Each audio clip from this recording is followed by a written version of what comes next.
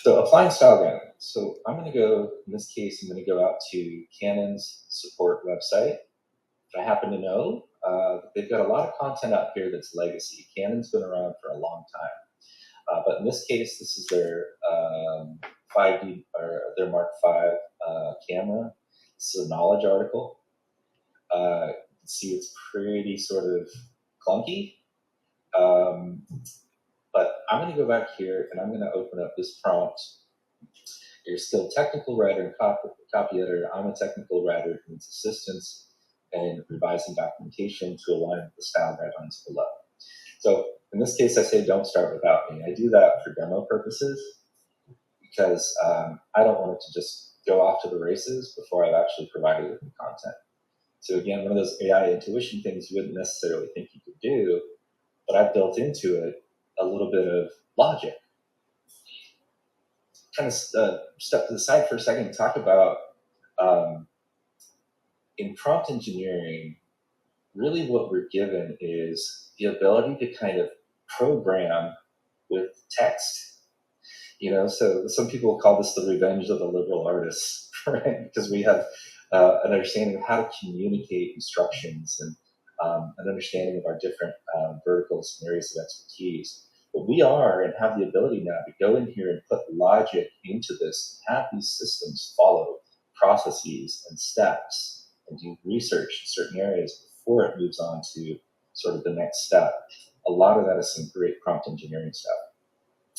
We actually do offer prompt engineering training.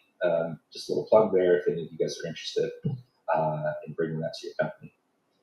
So as far as the guidelines that I've provided it, again, this is all context that I put into the prompt itself, right? Ensure the copy's clear and unambiguous and so on.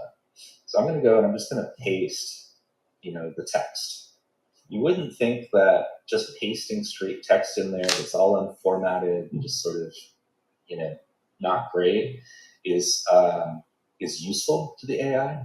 But it makes really good sense of it. So don't be afraid of putting things in there that are just like even tables or, unless, personal information or anything like that, right? But you can copy things out of Excel spreadsheets, tables, bulleted lists, whatever, and paste it in there. Code, it'll make really good sense of it.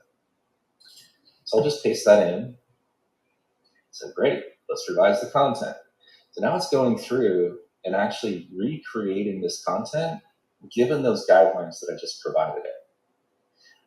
That's pretty phenomenal, especially for those of us that have worked in the knowledge management space for years. Many of us have had these repositories of just legacy content that's been sitting out there that we've known is just not up to snuff, right? This is an opportunity for us to very quickly go and revise that type of content to bring it up to our current standards. And again, this is a draft, right? But I can now take this and I can put it back into my knowledge management system. It's well formatted and so on. So I'll just kind of show these side by side a little bit here.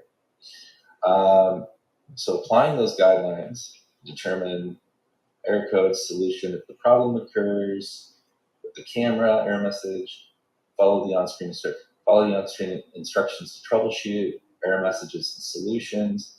So it doesn't look like it's really applied a lot of additional changes to the copy itself, right?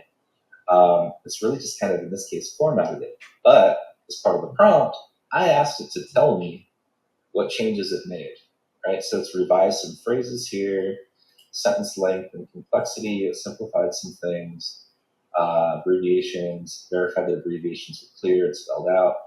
So what's kind of cool about this is if you have some hesitancy to have it just full on rewrite something, put in your prompt, don't rewrite it, tell me what you would change, right? So then you can look at that and sort of systematically say, oh, okay, yes, make that change, make that change, make that change.